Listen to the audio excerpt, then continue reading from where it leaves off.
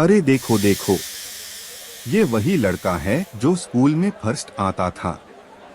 आज स्टेशन पर चाय बेच रहा है। लड़के ने धीरे से जवाब दिया, वक्त बदलते देर नहीं लगती।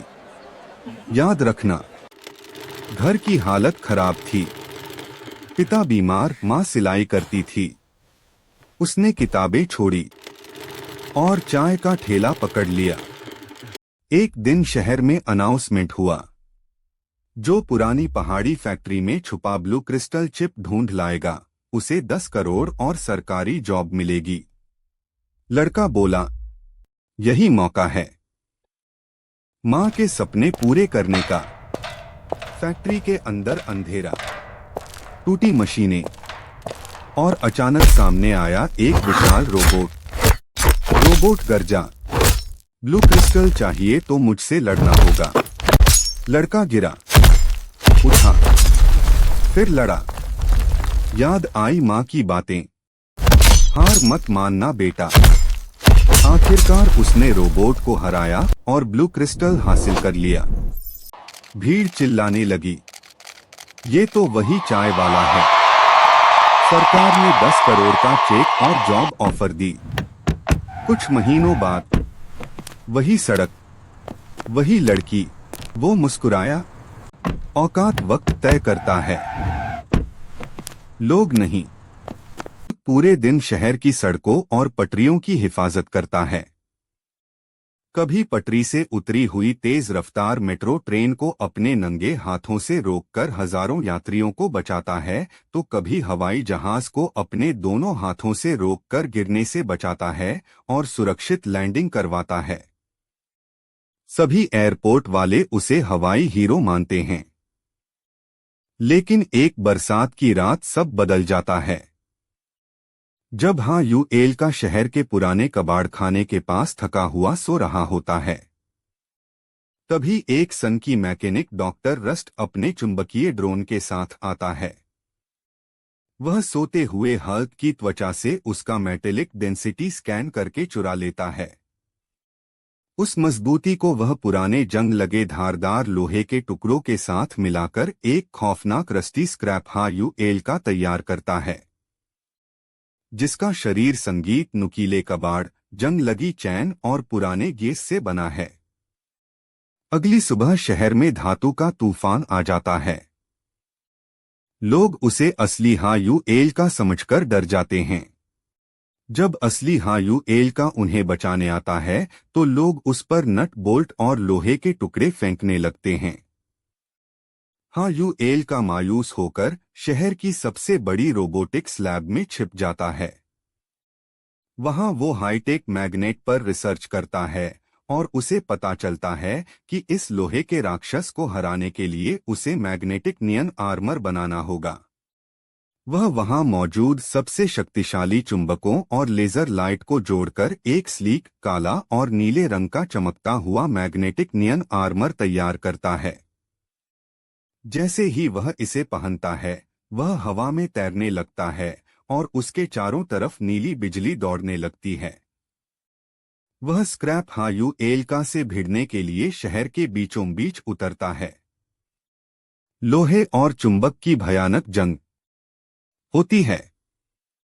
स्क्रैप यूएल का उस पर भारी गाड़ियां फेंकता है, तो नियन यूएल का अपनी चुंबकीय शक्ति से उन्हें हवा में ही रोककर वापस फेंक देता है। स्क्रैप हल्क अपनी जंजीरों से हमला करता है, लेकिन नियन हल्क उन्हें पिघला देता है। लेकिन स्क्रैप हल्क का वजन और कचरा बहुत ज्यादा होता है और धीरे धीरे नियन आर्मर की बैटरी डाउन होने लगती है। हल्क जमीन पर गिरने लगता है। यह आर्मर तभी तक चलेगा जब तक लोगों का करंट उसक। दोस्तों, हल्क को लाइक और सब्सक्राइब करना मत भूलो, बैटरी पूरी करनी है। हल्क दिन भर शहर में लॉग ऑन की मदद करता रहता है। कभी गिरती हुई बिल्डिंग को अपने कंधों पर संभल लेता है, कभी चोरों से भरी ट्रेन को पटरी से गिरने से बचा लेता है। लोग कहते हैं, जब तक हल्क है, डरने की जरूरत नहीं। लेकिन एक रात अचानक पूरे शहर की बिजली चली जाती है। आसमान में काले बादल घूमने लगते हैं। हर दीवार पर अजीब सा साया नजर आता है। अचानक उसका अपना साया जिंदा होकर उस पर हमला करता है। हल्क समझ जाता है, ये कोई आम दुश्मन नहीं। हल्क कमजोर पड़ने लगता है। तब हल्क को याद आता है, ताकत सिर्फ मसल्स में नहीं, हिम्मत में होती है। ये क्या है? हल्क कहता है, ये है मेरी कंट्रोल वाली ताकत। एक जबरदस्त गैम्मा ब्लास्ट होता है। अंधेरा टूट जाता है। शैडो मॉन्स्टर हवा में घुल जाता है। सुबह होती है। शहर दोबारा रोशनी से जगमग करता है। लॉग चिल्लेट है। हल्क हल्क छुप-छाप बिल्डिंग की छत पर खड़ा शहर को देखता है। सब मुझे मजाक समझते थे। अरे हल्क, तेरे जैसे लोग तो बस गोदाम में काम करते हैं। प्राइवेट जेट तो सपनों में भी नहीं देख सकते। एक दिन शहर में ऐलान हुआ, सबसे खतरनाक गैंग लीडर रेड स्कल शहर पर हमला करने वाला है। जो भी उसे हराएगा, उसे मिलेगा 100 करोड़ का इनाम और एक प्राइवेट जेट। क्षण लड़ाई शुरू होती है। हर चोट के साथ हल्क को याद आता है, तू कुछ नहीं कर सकता। लेकिन हल्क चिल्लाता है, मैं गरीब हो सकता हूं, लेकिन कमजोर नहीं। एक आखिरी जोरदार पंच। रेड स्कल जमीन पर गिर जाता है। पूरा शहर तालियां बजाता है। मेयर आता है। हल्क, ये रहा तुम्हारा प्राइवेट जेट।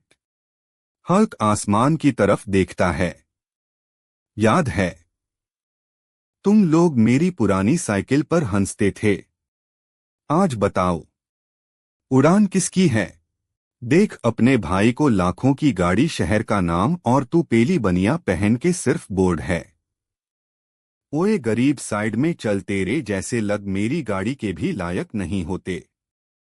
आज मुझे गरीब बोला, याद रखना मैं तुमसे भी बड़ी गाड़ी लूंगा। साहब, मुझे एक मौका दे दो। मैं अकेला दुष्ट मजदूरों का बोझ उठा सकता हूं। बस काम चाहिए साहब। अरे भाई, यहां ड्रामा मत करो।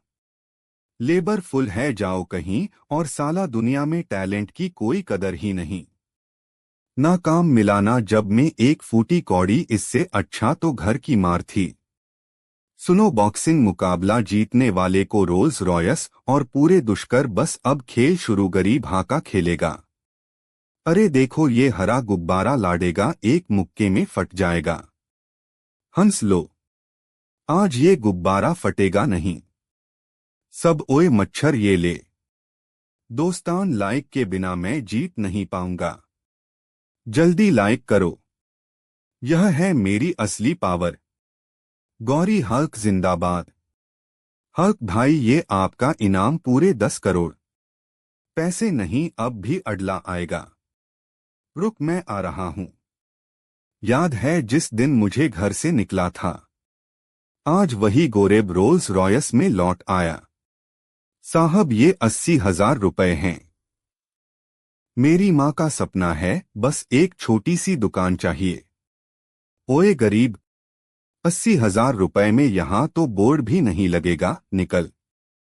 माँ, उन्होंने फिर से हमारी बेइज्जती कर दी। बेटा, गरीब होना गुनाह नहीं, हार मान लेना गुनाह है।